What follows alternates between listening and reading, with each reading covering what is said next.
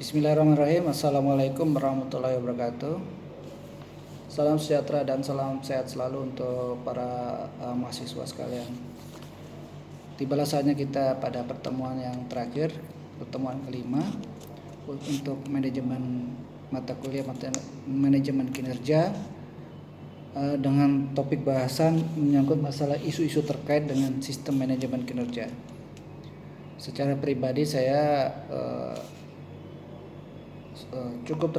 saya tertarik dengan materi ini berkenaan isu-isu terkait dengan sistem manajemen kinerja, dan saya harapkan hal ini juga menjadi hal bagian daripada para mahasiswa untuk membantu masalah pencerahan terhadap manajemen kinerja. Berkenaan dengan isu-isu terkait dengan sistem manajemen kinerja, yang pertama adalah menjelaskan tentang revolusi konsep keberhasilan. Sebagaimana yang sudah kita ulas beberapa waktu yang lalu bahwa metode lama yaitu model pengukuran keberhasilan secara penggunaan secara finansial itu lambat laun sudah mulai ditinggalkan.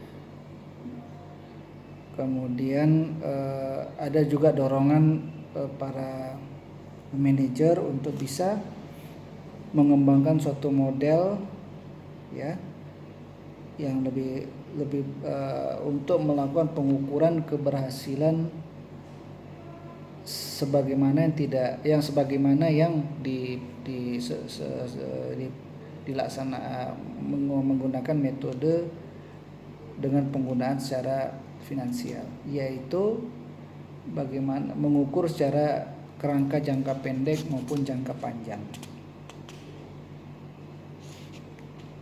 Jadi istilahnya ini bagi saya ini sangat penting untuk bisa mengevaluasi secara keseluruhan sejauh mana keberhasilan terhadap suatu perusahaan yang dipimpin oleh suatu manajer dengan melakukan evaluasi mengukur melalui pola-pola kerangka jangka pendek maupun jangka panjang. Kemudian yang berikutnya adalah pengukuran kinerja versus strategi.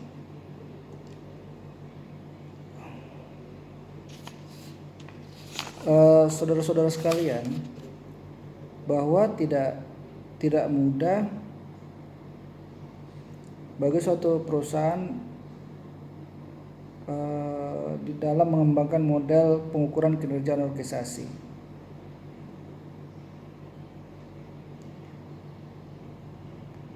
Jadi terdapat suatu pandangan pragmatis mengenai ketidaksesuaian antara strategi perusahaan dengan model pengukuran kinerja organisasi. Nah,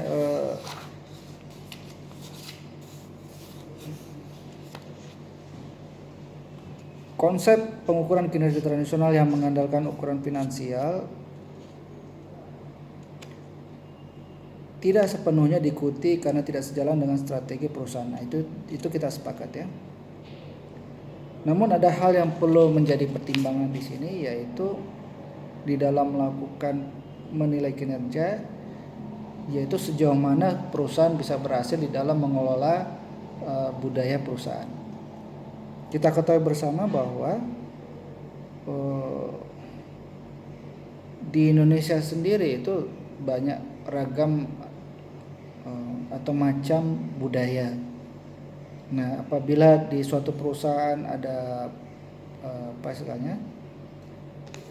karyawannya itu ataupun hubungan atau relasi hubungan kerjasama itu melibatkan lebih dari satu negara,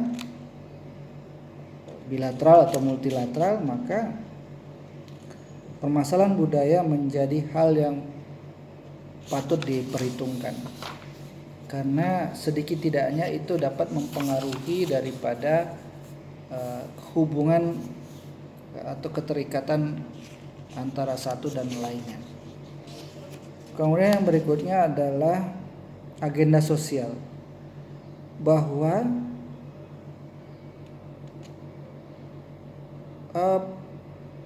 perlu adanya kerjasama antara pihak perusahaan dan masyarakat sekitar atau lingkungannya, karena sedikit tidaknya ini aktivitas yang dilakukan, aktivitas masyarakat juga aktivitas daripada suatu perusahaan juga memberikan diharapkan oleh masyarakat bisa memberikan kontribusi atau dirasakan oleh masyarakat melalui sistem CSR ini, Corporate Social Responsibility. Karena agenda sosial yang sudah dipersiapkan, tentu suatu perusahaan tidak bisa bekerja sendiri, perlu melibatkan juga pemikiran daripada masyarakat supaya juga secara tidak langsung juga masyarakat bisa memberikan hal yang memberikan kontribusi yang positif juga bagi perusahaan. Kemudian aset tak berwujud. Nah, ini aset tak berwujud menjadi suatu pemikiran yang baru, karena pada dasarnya kebanyakan pandangan-pandangan investor ini terbiasa di dalam mengukur kinerja perusahaan hanya berdasarkan aset berwujud saja. Jadi sudah ada pemikiran tersebut sudah bergeser, sehingga perlu menjadi suatu hal yang perlu dipertimbangkan berkenaan dengan aset tak berwujud. Kemudian kekuatan dan kelemahan teknologi informasi ini juga perlu menjadi suatu pertimbangan. Ada dampak positif maupun negatif dengan pemanfaatan teknologi informasi. Jadi ketika atasan tersebut dapat mengakses informasi yang dimiliki oleh para manajer, dan atasan tersebut akan dengan cepat merespon kinerja para manajer, ini juga salah satu dampak negatifnya tentu sense of strategi ini tidak menjadi hal yang dipertimbangkan oleh atasan. Atau kadang teknologi informasi dapat mengakibatkan manajemen berpikiran sempit apabila disalahgunakan. Jadi ada plus minusnya. Kemudian krisis dalam pengukuran kinerja. Krisis tersebut timbul karena perusahaan salah menetapkan objek pengukuran kinerja. Kinerja yang hanya diukur dari aspek finansial berarti mengukur kinerja jangka pendek. Jadi diharapkan ini tidak hanya jangka pendek saja, tetapi juga objek pengukuran yang tepat itu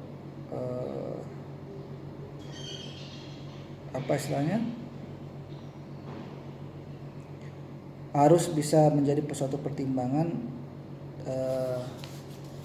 yang baik oleh pihak manajer. Kemudian penyebab krisis pengukuran. Jadi ada banyak macam yang ditawarkan, tetapi tidak sejalan dengan kebutuhan daripada suatu perusahaan. Jadi hanya sifatnya tidak sesuai dengan kebutuhan yang diinginkan oleh suatu perusahaan, karena metode pengukurannya itu tidak dilaksanakan secara komprehensif. Nah, ini harus model-model tersebut ini harus menjadi hal yang sebelum diterapkan harus menjadi suatu hal yang perlu dilakukan penilaian sebelum nanti jadi berakhir pada salah dalam menerapkan. Kemudian biaya pengukuran kinerja.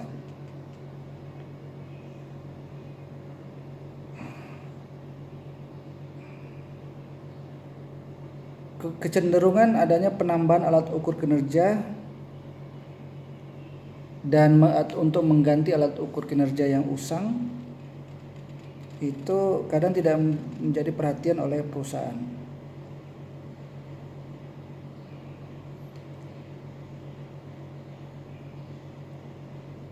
Dan perhatian terhadap hal yang penting, yaitu pengumpulan data dalam rangka mengukur kinerja perusahaan. Ini yang justru biasanya tidak diperhatikan oleh perusahaan. Jadi mencoba hal-hal yang senantiasa baru dan melupakan dan menganggap bahwa yang pola-pola lama itu belum tentu memberikan manfaat bagi yang atau memiliki hubungan atau keterkaitan, atau justru malah membantu daripada alat ukur kinerja yang baru. Nah, saya rasa ini saja yang bisa saya sampaikan. Memang cukup ringkas untuk materi isu-isu yang berkenaan dengan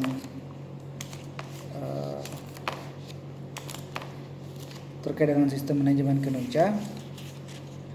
Dan saya ucapkan terima kasih kepada atas perhatian pada seluruh rekan-rekan mahasiswa, dan pada kesempatan yang berikutnya rekan-rekan mahasiswa akan melaksanakan tahapan ujian yang akan dipersiapkan oleh lembaga. Demikian yang bisa saya sampaikan. Mohon maaf atas segala kekurangan. Saya akhiri billahi taufiq wal hidayah. Wassalamualaikum warahmatullahi wabarakatuh. Salam sehat.